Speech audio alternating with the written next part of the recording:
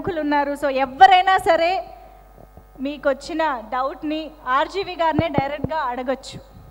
ఒక mic pass చేయండి please. ఎవరైనా మాట్లాడాలనుకుంటే please raise your hand. See, before the questions, I just want to talk something about it. ప్రతి మగవాడి వెనక ఒక ఆడది ఉంటుంది, తన సక్సెస్ కారణం అని మనం చాలాసార్లు విన్నాం. ఆ సక్సెస్కి కారణం అవచ్చు, ఒక సిచ్యువేషన్ కారణం అవచ్చు, ఫెయిల్యూర్ కూడా కారణం అవచ్చు. అదేది ఒక రూల్ అనేది కాదు. అలాగే ప్రతి సినిమాకి వెనకాల ఫస్ట్ ఇన్స్పిరేషన్ ఇవ్వడానికి ఒక వ్యక్తి ఉంటారు ఎప్పుడైనా. అంటే అది స్టోరీ కాదు, స్టోరీ ఐడియా కూడా కాదు, స్క్రీన్ ప్లే కూడా కాదు. ఏదో ఒక వ్యక్తి మీకు తారసపడి మీ జీవితంలోకి వచ్చి ఒక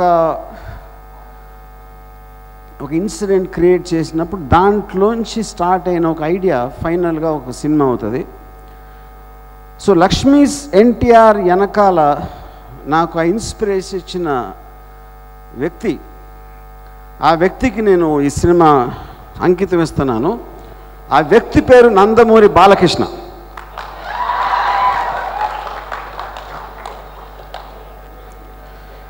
సో దాని వెనకాల చాలా పెద్ద కథ ఉంది. అది ఇక్కడ చెప్పడానికి అంత టైం లేదు కాబట్టి I just want to say that ఇక్కడ ఇందులో కొంతమందికి తెలిసి ఉండొచ్చు, తెలియ ఉండకపోవచ్చు, వేరే వేరే విధాలుగా మీరు ఆలోచించవచ్చు.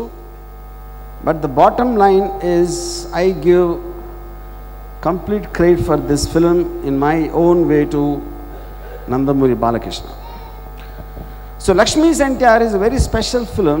నాకు అసలు యాక్చువల్గా ఈ సినిమా మీద అంటే ఈ సబ్జెక్ట్ మ్యాటర్ మీద అంత అవగాహన లేదు first time. And I was ఈ ఇన్సిడెంట్ జరిగినప్పుడు నేను రంగీలా తీస్తా బాంబేలో ఉన్నాను ఆ టైంలో. So I was not very following. ఆ టైంలో మీడియా కూడా లేదు, సోషల్ మీడియా లేదు కాబట్టి ఎక్కడో హైదరాబాద్లో ఏం జరుగుతుంది అనే దాని మీద I was not really concentrating. కానీ ఎప్పుడైతే ఈ బయోపిక్లు స్టార్ట్ అయిన ఆ ఆస్పెక్ట్లో ఆ టైంలో నేను కొంతమందిని కలవటం జరిగింది. వాళ్ళు ఇచ్చిన ఇన్ఫర్మేషన్ నుంచి నేను స్లోగా అంటే ఆల్మోస్ట్ ఒక రియలిస్టిక్ ఫిలిం అనేది ఒక ఇన్వెస్టిగేషన్ లాగా ఒక ట్రూత్ అనేది దగ్గరికి చేరటానికి ఏది నిజం అని ఎవరన్నా అడిగితే నిజం అనేది నమ్మబుల్గా అనేది నిజం. ఎందుకంటే నేను ఆ టైంలో లేను, మీరు లేరు, ఎవరు లేరు. చూడండి 23 ఏళ్ళ క్రితం జరిగిన సంఘటనలు. అలాగే ఆ పర్టికులర్ టైంలో ఉన్నవాళ్ళు నిజం చెప్తారన్న గ్యారంటీ లేదు. ఆ టైంలో ఇప్పుడు కొంతమంది ఫర్ ఉండొచ్చు, కొంతమంది అగెయిన్స్ట్ ఉండొచ్చు. ఇన్ని సంవత్సరాల్లో మీరు గ్రూపులు మారి ఉండొచ్చు, పార్టీలు మారి ఉండొచ్చు, మీ మనసులు మారి ఉండొచ్చు, మీ రిలేషన్షిప్స్ కూడా మారి ఉండొచ్చు. అందుకని I believe it's not valid anymore అలాంటి something like that. But finally ఒక రియలిస్టిక్ స్టోరీ, ఒక బయోపిక్ తీయటానికి ముఖ్యంగా కావాల్సింది ఒక ఆనెస్టీ. ఒక 4-5 సంవత్సరాలు లక్ష్మీ పార్వతి గారు రామారావు గారు లైఫ్లోకి ఎంటర్ అయిన తర్వాత వాళ్ళిద్దరు రిలేషన్షిప్ ఒక 4-5 ఏళ్ళు జరిగి ఉంటే అది మీరు ఒక 2.5 గంటల కథలో చెప్పడానికి obviously you can't do justice to each and every incident. లేకపోతే ప్రతి ఘట్టానికి ప్రతి క్యారెక్టర్ ఆ టైంలో అందరికీ జస్టిస్ చేయటం అనేది సినిమాటిక్గా సాధ్యపడదు.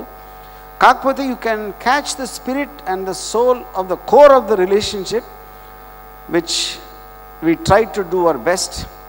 అది స్టోరీలో అవ్వచ్చు, పర్ఫార్మెన్సెస్లో అవ్వచ్చు, కళ్యాణ్స్ మ్యూజిక్ అవ్వచ్చు, Shreyasi dialogues, and the person who directed along with me, Agastya Manju, and all of us and the whole team have worked really hard. ఒక పర్టికులర్ టైం పీరియడ్లో జరిగింది ఇది. మనం చూసిన ఇప్పుడు మనం ఆ టైంలో ఉండి ఆ ఘట్టాలన్నీ బిహైండ్ ద సీన్స్ చూస్తే ఎలా ఉంటుందని చేయడానికి ట్రై చేసాం. And I think it's a very very special film for me in my career. Sure, that's about the film. So obviously ఆ టైంలో ఉన్న పాత్రికేయులు అవ్వచ్చు, లేకపోతే ఈ సంఘటనలు ఫాలో అయిన ఈవెన్ యూత్ అవ్వచ్చు, మీకేమైనా క్వశ్చన్స్ ఉంటే if you ask me I would like to answer. Here we have RGV.